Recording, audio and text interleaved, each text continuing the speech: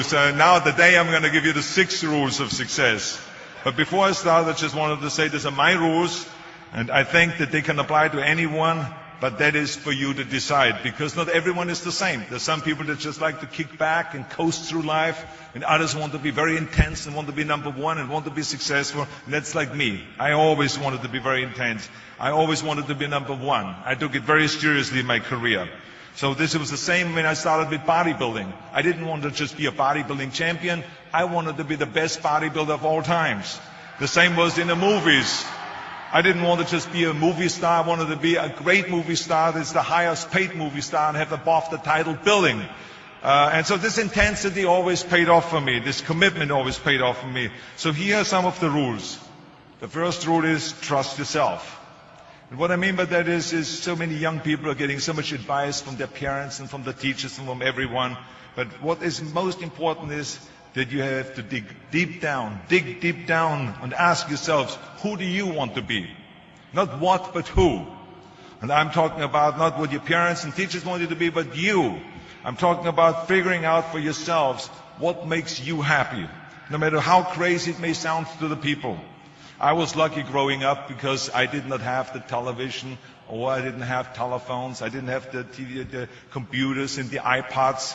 And of course Twitter was then something that birds did outside the window. But I didn't have all the distractions and all this. I spent a lot of time by myself so I could figure out and listen to what is inside my heart and inside my head. And I recognized very quickly that inside my head and heart were a burning desire to leave my small village in Austria. Not that there was something wrong with Austria, it's a beautiful country, but I wanted to leave that little place and I wanted to be part of something big. The United States of America, a powerful nation, the place where dreams can come true. I knew when I come over here I can realize my dreams. And I decided that the best way for me to come to America was to become a bodybuilding champion, because I knew that was my ticket. The instant that I saw a magazine cover of my idol, Reg Park. He was Mr. Universe, he was starring in Hercules movies, he looked strong and powerful, he was so confident. So when I found out he got that way, I became obsessed, and I went home and I said to my family, I want to be a bodybuilding champion. Now you can imagine how that went over in my home in Austria. My parents, they couldn't believe it. They would have been just happy if I would have become a police officer like my father, or married someone like Heidi, who had a bunch of kids and ran around like the Van Trapp family in Sound of Music. That's what my family had in mind for me, but something else burned inside me. Something burned inside me. I wanted to be different. I was determined to be unique. I was driven to think big and to dream big. Everyone else thought that I was crazy. My friend said, if you want to be a champion in a sport, why don't you go and become a bicycle champion or a skiing champion or a soccer champion? Those are the Austrian sports. But I didn't care. I wanted to be a bodybuilding champion and use that to come to America and use that to go into the movies and make millions of dollars. So, of course, for extra motivation, I read books on strongmen and on bodybuilding and looked at magazines. And one of the things I did was I decorated my bedroom window, my bedroom wall. Right next to my bed, there was this big wall that I decorated all with pictures. I hung up pictures of strongmen and bodybuilders and wrestlers and boxers and so on. And I was so excited about this great decoration that I took my mother to the bedroom and I showed her. And she shook her head. She was absolutely in shock. And tears started running down her eyes. And she called the doctor. She called our house doctor. And she brought him in and she explained to him, there's something wrong here. She said, she looked at the wall with the doctor and she says, where did I go wrong? I mean, all of Arnold's friends have pictures on the wall of girls. And Arnold has all these men, but it's not just men, they're half naked. And they're oiled up with baby oil. I mean, what is going on here? Where did I go wrong? So you can imagine the doctor shook his head and he said, there's nothing wrong. At this age, you have idols and you go and have those. This is just quite normal. So this is rule number 1. I wanted to become a champion. I was on a mission. So rule number 1 is, of course, trust yourself no matter how and what anyone else thinks. And of course, rule number 2 is break the rules. We have so many rules in life about everything. I say break the rules, not the law, but break the rules. My wife has a t-shirt.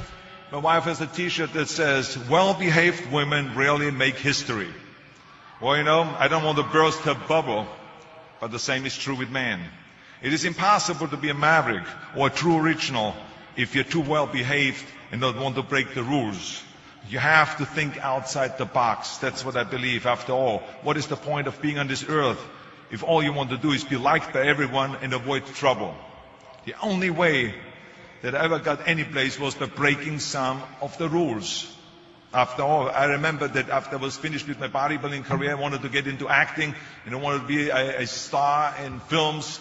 You can imagine what the agent said when I went to meet all those agents. Everyone had the same line that it can't be done. The rules are different here. He says, look at your body. You have this huge, monstrous body, overly developed, that doesn't fit into the movies. You don't understand. This was 20 years ago, the Hercules movies. Now there's the little guys that are in, Dustin Hoffman, Woody Allen, Jack Nicholson, before he gained weight, of course, that is. But anyway, those are the guys that were in. And the agent also complained about my accent. He says, no one ever became a star with an accent like that, especially not with a German accent. And yes, I can imagine with your name, Arnold Schwarzenegger, or whatever the name is, on a billboard. Yeah, that's going to draw a lot of tickets and sell a lot of tickets. Yeah, right. So this is the kind of negative attitude they had, but I didn't listen to those rules. Even though they were very nice and they said, look, we can get you some bit parts. We can get you to be, playing a wrestler or a bouncer. Oh, maybe with your German accent, we can get you to be a Nazi officer in Hogan's Heroes or something like that. But, I didn't listen to all this. These were their rules, not my rules. I was convinced I could do it, that if I worked as hard as I did in bodybuilding, 5 hours a day, and I started getting to work, I started taking acting classes, took English classes, took speech classes, dialogue classes, accent removal classes I even took. I remember running around, a fine wine grows on a vine. You see, because Germans had difficulties with the F and the W and the V. So fine wine grows on a vine. I know what some of you now say is, I hope that Arnold got his money back. But let me tell you something. I had a good time doing those things and it really helped me. And finally, I broke through. I broke through and I started getting the first parts in TV, Streets of San Francisco. Lucille Ball hired me. I made Pumping Iron, Stay Hungry. And then I got the big break in Conan the Barbarian. And there the director said, if we wouldn't have Schwarzenegger, we would have to build one. Now think about that. And then when I did Terminator, I'll be back. Became one of the most famous lines in movie history, all because of my crazy accent. Now think about it. The things that the agent said will be totally a detriment and will be impossible for me to get a job. All of a sudden became an asset for me. All of those things, my accent, my body and everything. So it just shows you never listen to that you can't do something. And you have to work your way up. Of course, run for something else first. I mean, it was the same when I ran for governor. The same lines that you have to work your way up, it can't be done. And then, of course, I ran for governor, and the rest, of course, is history. They said you have to start with a small job as mayor, and then as assemblyman, and then as lieutenant governor, and then as governor. And they said, that's the way it works in a political career. I said, I'm not interested in a political career. I want to be a public servant. I want to fix California's problems and bring people together and bring the parties together. So, like I said, I decided to run. I didn't pay attention to the rules, and I made it, and the rest is history. Which, of course, brings me to rule number 3. Don't be afraid to fail. Anything I've ever attempted, I was always willing to fail. In the movie business, I remember that you pick scripts. Many times you think this is a winning script, but then, of course, you find out later on when you do the movie that it didn't work, and the movie goes in the toilet. Now, we have seen my movies, Red Sonja, Hercules in New York, Last Action Heroes. Those movies went in the toilet. But that's okay, because at the same time I made movies like Terminator and Conan and True Lies and Predator and Twins that went through the roof. So you can't always win, but don't be afraid of making decisions. You can't be paralyzed by fear of failure, or you will never push yourself. You keep pushing because you believe in yourself and in your vision. And you know that it is the right thing to do, and success will come. So don't be afraid to fail. Which brings me to rule number 4, which is don't listen to the naysayers. I mean, how many times have you heard that you can't do this and you can't do that and it has never been done before? Just imagine if Bill Gates had quit when people said it can't be done. I hear this all the time. As a matter of fact, I love it when someone says that no one has ever done this before, because then when I do it, that means that I'm the first one that has done it. So pay no attention to the people that say it can't be done.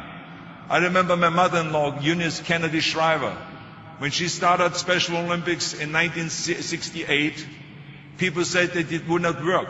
The experts, the doctors that specialized in mental disabilities and mental retardation said it can't be done. You can't bring people out of the institution. You can't make them participate in sports, in jumping, in swimming, and in running. They will hurt themselves. They will hurt each other. They will drown in the pool. Well, let me tell you something. Now, 40 years later, Special Olympics is one of the greatest organizations in 164 countries dedicated to people with mental disabilities and with intellectual challenge, And she did not take no for an answer. And the same is when you look at Barack Obama. I mean, imagine if he would have listened. If he would have listened to the naysayers, he would have never run for president. People said it couldn't be done, that he couldn't get elected, that he couldn't beat Hillary Clinton, that he would never win the general election. But he followed his own heart. He didn't listen to the "you can't," and he changed the course of American history.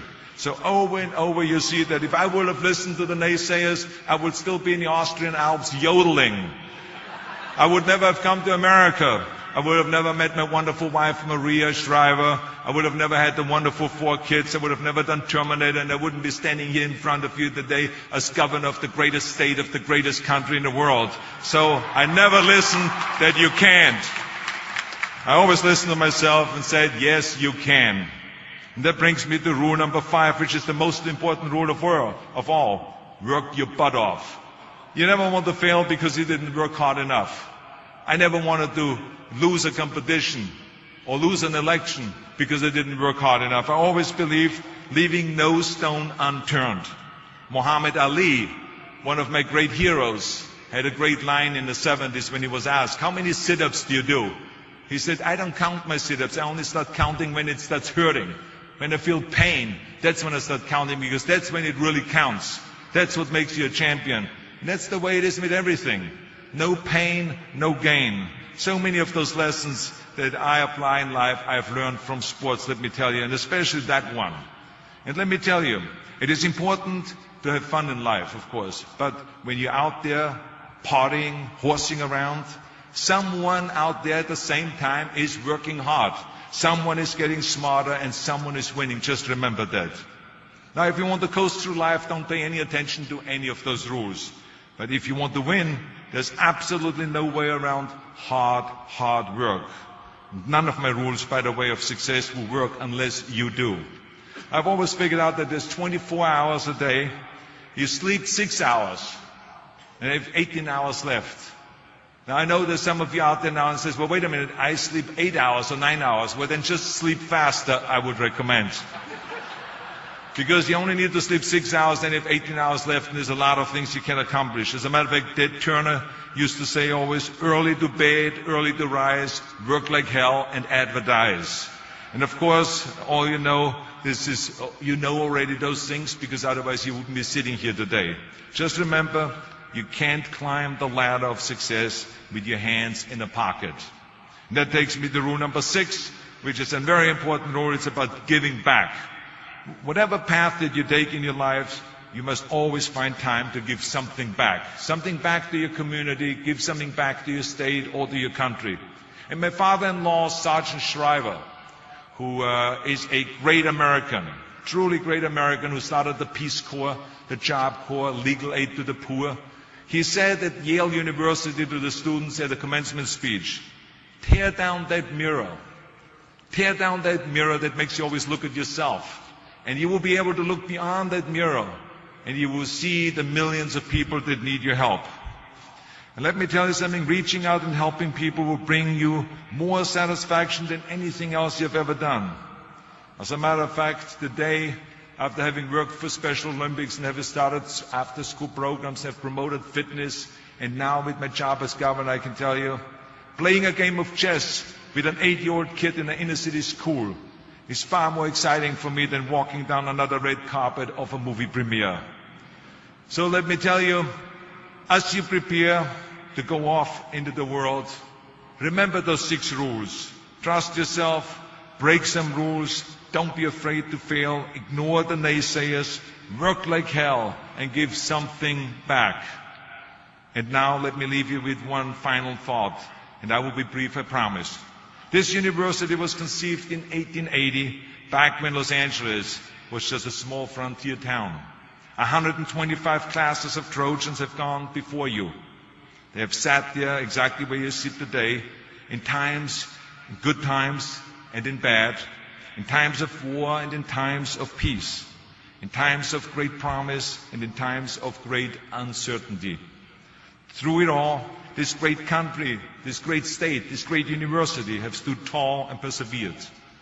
We are in tough times now, and there's a lot of uncertainty in the world, but there's one thing certain: we'll be back. And we will be back. We will be back stronger and more prosperous than ever before, because that is what California and America has always done. The ancient Trojans were known for their fighting spirit, their refusal to give up, their ability to overcome great odds.